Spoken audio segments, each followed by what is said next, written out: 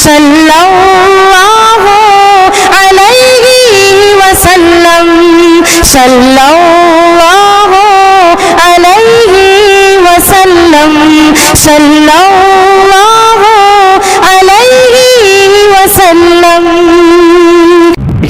اب آئی بات کلام کی کہ جب گفتگو کرے تو کس طرح سے کرے۔ تو گفتگو کرنے کے دو طریقے ہیں، ایک ہے مثبت، ایک ہے منفی۔ ایک ہے گفتگو کا منفی انداز اور ایک ہے مثبت انداز۔ منفی انداز سے ہمیشہ کام بگڑتے ہیں۔ میں مثال دے کے کہا کرتا ہوں، اپنا سبق سناتا ہوں۔ مثلا کوئی سفید ریش ہے، بڑے آدمی ہیں، صف اول میں نماز پڑھتے ہیں، گاؤں والے ان کا وقار عزت کرتے ہیں۔ اب یہ جناب کھڑے ہوئے، اب کوئی نوجوان تھا، اے لڑکے ادھر آ، کس کا لڑکا ہے تو؟ یہ دیکھ تیرا پاجامہ ٹخنوں سے نیچے جھاڑو لگا رہا ہے، تیرے باپ نے کچھ تجھے سکھایا کہ نہیں؟ اب بھری مجلس میں، بھری مسجد میں اس نوجوان معصوم سے بچے کو جب یہ کہہ رہا کہ تو کس کا بیٹا ہے، تیرے باپ نے تجھے کچھ سکھایا کہ نہیں، یہ تو اور تیرا، یہ تو خود گالی جیسا لگتا ہے جی۔ اب وہ بچہ تھر تھر کانپ گیا، وہ کہہ رہی جی میں فلاں کا بیٹا ہوں۔ تیرے باپ کو کچھ تہذیب بھی ہے کہ نہیں، سلیقہ ہے کہ نہیں؟ اس نے تجھے اتنا بھی نہیں سکھلایا کہ ٹخنوں سے نیچے پاجامہ نہیں ہونا چاہیے؟ جس کا پاجامہ ٹخنوں سے نیچے ہوگا قیامت کے دن اللہ تعالیٰ نظر رحمت سے اس کو دیکھیں گے بھی نہیں۔ تو بات صحیح ہے، روایت میں آتا ہے نظر رحمت سے اللہ دیکھیں گے نہیں۔ تو بات سو صحیح کہی، لیکن انداز جو ہے گفتگو کا صحیح نہیں تھا، بات کہنے کا انداز صحیح، یہ منفی انداز تھا۔ اب وہ بچہ ٹوٹے ہوئے دل کے ساتھ مسجد سے باہر نکلا، وہ سوچا، مسجد کو دور کھڑے ہو کر سلام کیا، کہ مسجد اے خانہ خدا، میں تجھے ساتھ سلام کرتا ہوں، لیکن اب میں تیرے اندر کبھی آ کے نماز نہیں پڑھوں گا، میں گھر پہ پڑھا کروں۔ جہاں ایسے لوگ رہتے، جہاں ایسے بد اخلاق کہ سب کے سامنے اس طرح سے انسلٹ کر دیتے، جب تک یہ لوگ زندہ رہیں گے میں اس مسجد میں نماز پڑھنے نہیں آؤں۔ بتائیے اس نصیحت سے کسی کا کام بنا یا بگڑا؟ یہ ہے منفی طریقہ گفتگو کا، یہ ہے منفی انداز، اس سے گریز کرنا چاہیے۔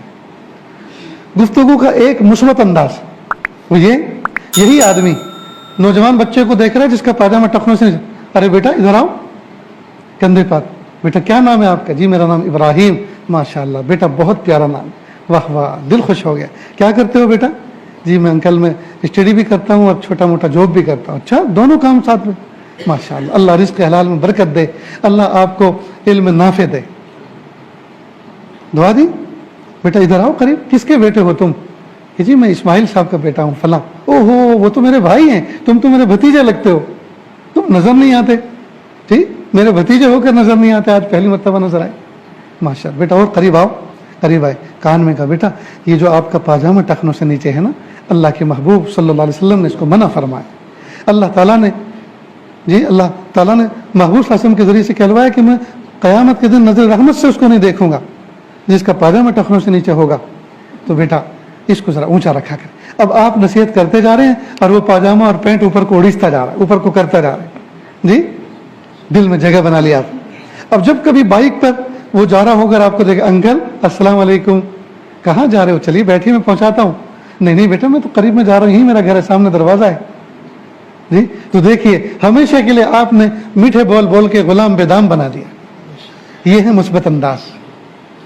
آج کل جو لوگ کہتے ہیں نا کہ یار اب کسی کو کچھ کہنے جیسا نہیں ہے، بس اپنی عزت بچا کے رہو، یہ انسان نہیں کہہ رہا، یہ نفس کہلوا رہا ہے اس طرح۔ یعنی اصلاح کا کام بند کرو، اب اصلاح کے کام کی کرنے کی ضرورت نہیں، اب تو کسی کو کہتے ہیں تو لوگ کاٹنے آتے ہیں۔ نہیں، یہ تو فریضہ قیامت تک رہے گا۔ مومن کے لیے خیر خواہ ہے، یہ تو قیامت تک کے لیے ہے جی۔ پھر آپ یہ کیسے کہہ رہے ہیں کہ آج وہ دور نہیں رہا لوگوں کو کچھ کہنے کا، آج اپنی عزت بچانے کا دور ہے؟ نہیں، اصل میں ہمیں انداز نہیں، ہمیں گفتگو کا انداز اور سلیقہ نہیں ہے۔ ہم حضور پاک صلی اللہ علیہ وسلم کی نصیحت کے طریقے کو نہیں سمجھے، ان کے منشے کو نہیں سمجھے۔ اگر اس کے منشے کو سمجھے ہوتے تو سوال ہی پیدا نہیں ہوتا، سوال ہی پیدا نہیں۔ یہ عاجز دارالعلوم فلاح دارین کے اندر کسی زمانے میں ناظم کتب خانہ رہا اپنے مادری علمی میں، تو کئی مرتبہ محتم صاحب سخت ناراض ہوتے کسی تعلیم سے، اس کو کہتے جاؤ اپنی کتاب جمع کرا کے آؤ، تو وہ بچہ ٹوٹے ہوئے دل کے ساتھ میرے پاس کتابیں جمع کرانے کے لیے کتب خانے کی آتا، تو میں اس سے پوچھتا بیٹا کیوں؟ کہ محتم صاحب نے کہا ہے جمع کرا دو۔ تو محتم صاحب نے کسی کو نہیں کہا، آپ ہی کو کہا، اور اس سے پہلے نہیں کہا، آج ہی کہا، کیا وجہ ہے؟ کہ وہ ناراض ہو گئے، تو ایک وجہ ہے نا ناراضگی, تو ناراضگی کو تو دور کیا جا سکتا ہے, اور وہ تو کتاب جمع کرا کے ناراضگی دور نہیں کی جا سکتی, وہ تو اس کے طریقے دوسرے ہیں. اب میں خادم کو کہتا ادریس بھائی ذرا چائے لے کر آؤ, اب وہ بچہ چائے پیتا, بیٹھتا, تھوڑا نارمل ہوتا, ایک طرح ہو جاؤ, بالکل پرسکون ہو جا, ایسے سوچو کچھ ہوا ہی نہیں. پھر میں کہتا دیکھو محتم صاحب اس وقت ناراض ہیں, غصے میں, اب آپ ان کے گھر جائیے اور ندامت کے ساتھ کہیے استاد جی مجھ سے غلطی ہو گئی, آپ مجھے معاف کر دیجیے. گھر میں نارمل آدمی ہوتا ہے, آفس میں بیٹھتا ہے تو وہ قانونی زبان بولتا ہے, وہ قانونی مسند پہ بیٹھا ہوتا ہے, اس کا انداز دوسرے ہوتے ہیں. گھر میں جو ہے وہ نارمل ہوتا ہے, اس کے بچے بھی دائیں بائیں ہوتے ہیں, اس وقت جاؤ. اسی طرح اور اس سے متعلق کچھ باتیں یا عاجز عرض کرتا, نہ جانے کتنے بچے الحمدللہ واپس کتاب لے کر گئے اور وہ آج عالم ربانی بنے اور الحمدللہ اپنے اپنے مقام پہ کام کر رہے. تو دیکھیے اگر میں جمع کر لیتا اور وہ بچہ چلا جاتا, یہاں میرے لیے موقع تھا سدھارنے کا, سمجھانے کا, اور میں اس موقع کو گنوا دیتا تو شاید شیطان کے ہتھے چڑھ جاتا, شیطان کے ہتھے چڑھ جاتا, اور نہ جانے کیا کیا ہوتا, اللہ حفاظت فرمائے. اس لیے دوستو ہمت نہیں ہارنی چاہیے. باپ اولاد کے بارے میں ہمت نہ ہارے, استاد اپنے شاگردوں کے بارے میں ہمت نہ ہارے, بھائی بھائی کے بارے میں ہمت نہ ہارے, دوست دوست کے بارے میں ہمت نہ ہارے, لیکن بس اللہ سے یہی کہے پیارے اللہ میری زبان میں تاثیر پیدا فرما, کہ اللہ مجھے گفتگو کرنے کا احسن طریقہ عطا فرما.